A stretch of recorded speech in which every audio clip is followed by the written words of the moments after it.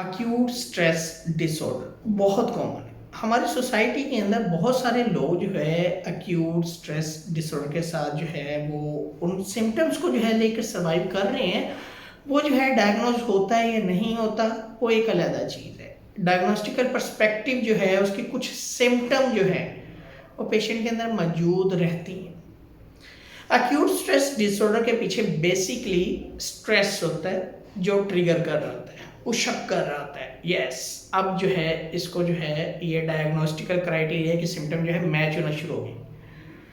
Acute stress disorder, इसमें anxiety भी होती है, इसमें डिप्रेशन भी होता है, इसमें पैनिक सिम्टम भी होती हैं, इसमें सुसाइडियल थॉट्स भी आती हैं, इसमें फ्लैशबैक भी होते हैं। अब होता ये है कि हमारी सोसाइटी में इतनी गहमा गहमी है कि आए दिन एक आम इंसान के लिए भी जो है स्ट्रेस जो है वो कहीं ना कहीं जो है वो फेस करना पड़ जाता है। रोड पे जा रहे हैं, कोई एक्सीडेंटल इवेंट देख लिया है तो बहुत सारे सेंसिटिव लोग होते हैं, फौरी तौर पे जो है उनके अंदर एंग्जाइटी प्रवॉक होना शुरू हो जाती है। एंग्जाइटी की सिम्टम क्लियर कट नज़र आना शुरू हो जाती हैं। घर जाते हैं, रात को सोने की कोशिश करते हैं, नींद नहीं आती। जहन में बार बार जो है उसी जो एक्सीडेंट के ख्यालात जो है वो बार बार आ रहे होते हैं कि वो कैसे हो गया, क्यों हुआ, बेचारा ये हो गया, वैसे हो गया।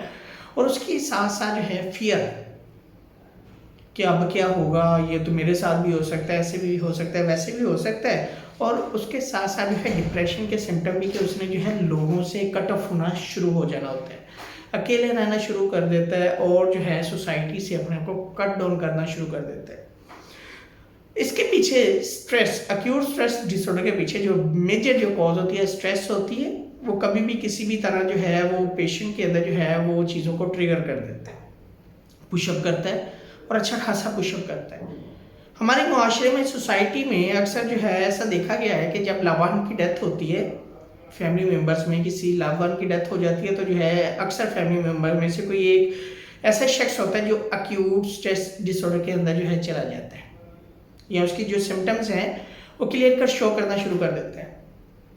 जॉब से रेस्टिकेट कर दिया गया, सेल्फ रिस्पेक्ट जो है हार्म हो गई, कोई इल्ज़ाम लगा दिया गया, इल्ज़ाम तराशी की गई उसके ऊपर, तो वो अक्यूट स्ट्रेस डिसऑर्डर की जो सिम्टम के साथ जो है अपने आप को रिप्रेजेंट करना शुरू कर देते हैं। नींद का मसला बनता है, भूख का मसला बनता है, बेचैनी आती है, गुस्सा आता है, चिड़चिड़ापन आता है, बार बार फ्लैशबैक आते हैं और जो है सारी चीज़ें जो है वो एसोसिएट होती है स्ट्रेस के साथ, जो स्ट्रेस करंटली वो फेस कर रहा होता है। हमारी सोसाइटी में इस कदर जो है गहमा गहमी है कि हर दूसरा तीसरा शख्स जो है अक्यूट स्ट्रेस की जो है सिम्टम के साथ सर्वाइव कर रहा है।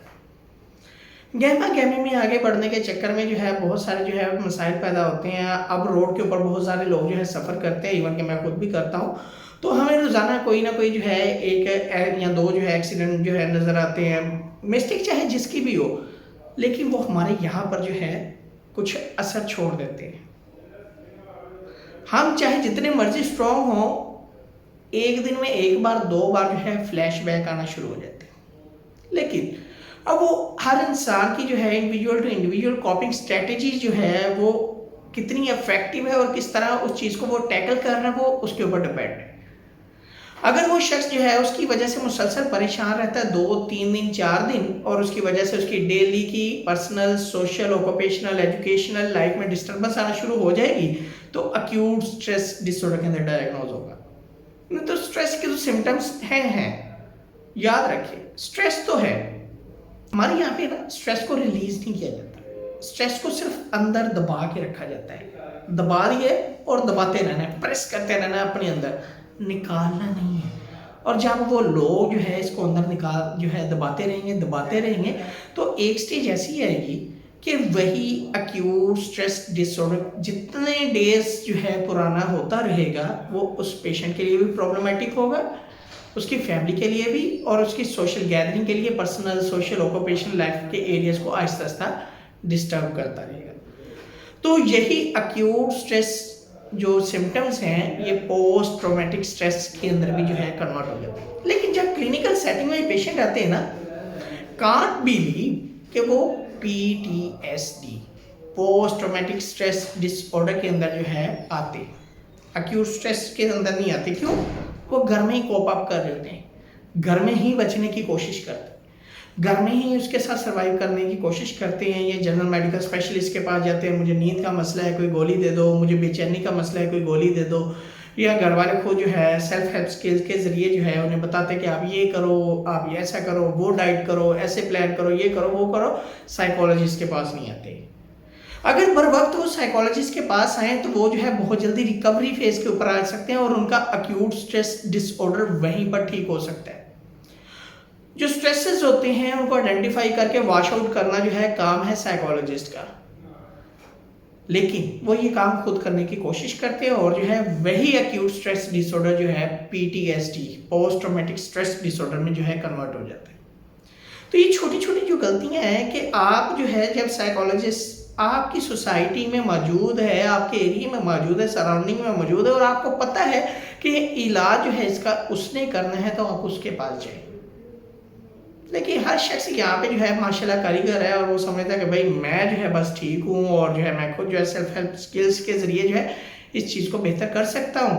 वो बेहतर तो कर लेता है लेकिन उस तरह नहीं कर पाता जिस तरह जो है उसे करना चाहिए।